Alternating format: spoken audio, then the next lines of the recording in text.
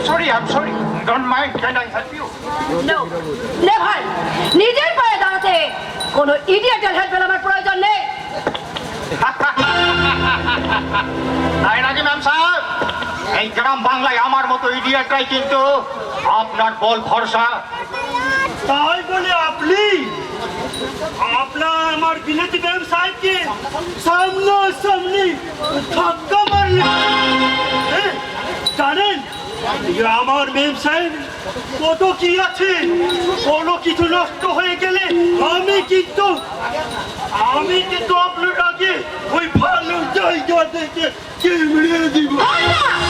Let's you go to the car. যাচ্ছি। আপনি কিন্তু সব দেখে নেন ম্যাম সাহেব, ধাক্কা লেগে কিছু নষ্ট হয়নি। আপনাকেও বলি বসাই, পেছন দিক দিয়ে ধাক্কাটা মারতে পারলে না, ধাক্কাটা একেবারে সামনাসামনি দিয়ে এত লোকের সামনে এখন আমি মুখ দেখাবো কেমন করে। ডাক শুনুন, যদি কিছু নষ্ট হয় আমার ম্যাম সাহেবকে বুঝিয়ে দেবেন, কিন্তু আমি ভালো জায়গা দেখে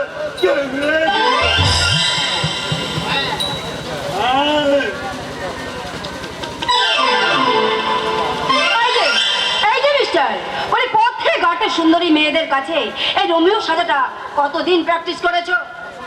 রসনা সংযত করে কথা বলুন, আর যাই করুন নিজেকে দিয়ে সারা পৃথিবীটাকে বিচার করা। ধাক্কাটা ধরে আমি তোমাকে মেরেছি? আরে সে কথা আমি বলিনি, আমি শুধু বলতে চাই এই সামান্য ঘটনাকে অসামান্য করে পথে ঘাটে ট্রমে বাসে যারা আপনার মতো চিৎকার করতে ভালোবাসে তারা আর যাই হোক ভদ্র মহিলা হতে পারে না। তাহলে আমি অভদ্র? সে বিচারটা আপনি বাড়িতে বসেই করবেন। এখন যান এখান থেকে। হ্যাঁ যাচ্ছি, তবে যাওয়ার আগে তোমার মতো একটা গ্রাউন্ডকে আমি উচিত শিক্ষা দিয়ে যাবো। আখাটা যখন দিলেন তখন তার কামড় সহ্য করবেন না, তা কি করে হয়? আমার হাতটা ছেড়ে দাও, আমার লাগছে।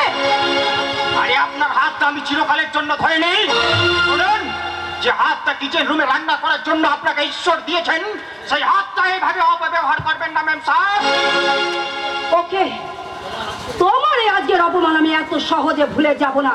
তোমার সঙ্গে আমার আবার দেখা হবে, আর সেদিন তোমাকে আমি বুঝিয়ে দেবো আপনি কে, আপনি কি, আপনি কেমন।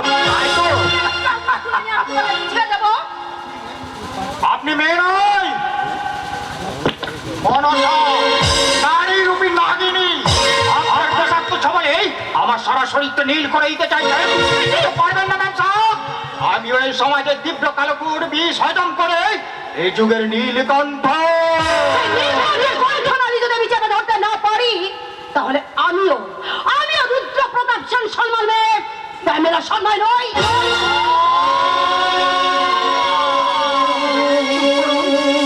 আপনি চুপ করুন, আমার অসহ্য যন্ত্রণা। কি হয়েছে তোমার? কি হয়েছে? আমার কিচ্ছু হয়নি, আপনি এখান থেকে যান। বাবু দাঁড়িয়ে আছেন, আপনি এখান থেকে যাবেন। যাবে না? কেন যাবে? তোর ভয়ে। ছোট তুই অনেকক্ষণে আসেছি, দূরে দাঁড়িয়ে তোদের ঝগড়া দেখছিলাম, বেশ লাগছিল, কিন্তু কে ব্যাপার করতে হঠাৎ? এ ও আনন্দ।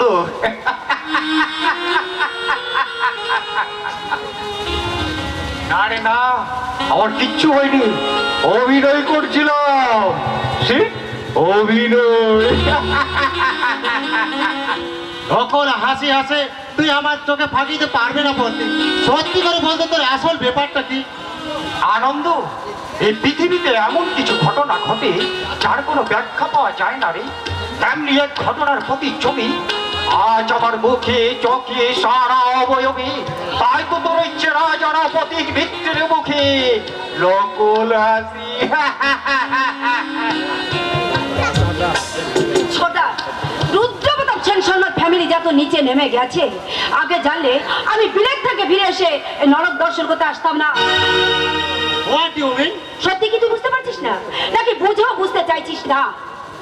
প্রেমেলা, হেয়ালি না করে স্পষ্ট করে বলবি তোর নরকটা কি এবং কোথায়? তোর মনে ছোটা, তোর আচারে, তোর রুচিতে, নাহলে সেন শর্মা ফ্যামিলির ছেলের বন্ধু একটা রকবাজ লুসপেন হয় কি করে?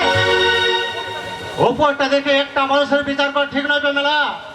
তুই জানিস না যে ওই পত্রিক মিত্র থাক, বন্ধুর হয়ে আর সাফাই গাইতে হবে না। ও যে কি তা আমি খুব ভালো করেই জেনে গেছি। ওর সঙ্গে যদি আবার কখনো দেখা হয়, তাহলে সেদিন আমার এই বুটের ঠক করে ওকে আমি বুঝিয়ে দেব আমার আসল পরিচয় কি, আর ওই প্রতীকের মতো ছেলেকে আমি কি মনে করি।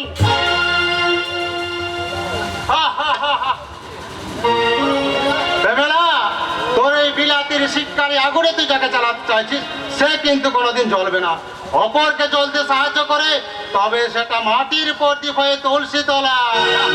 ছটা আমি পাশ্চাত্য শিক্ষার ধারক ও বাহক এই প্রেমেলা সেন শর্মা। আমি চিরদিন শিখেছি এবং জেনেছি যে জুতোকে পায়ের নিচে রাখতে হয়, মাথায় তুলতে নয়।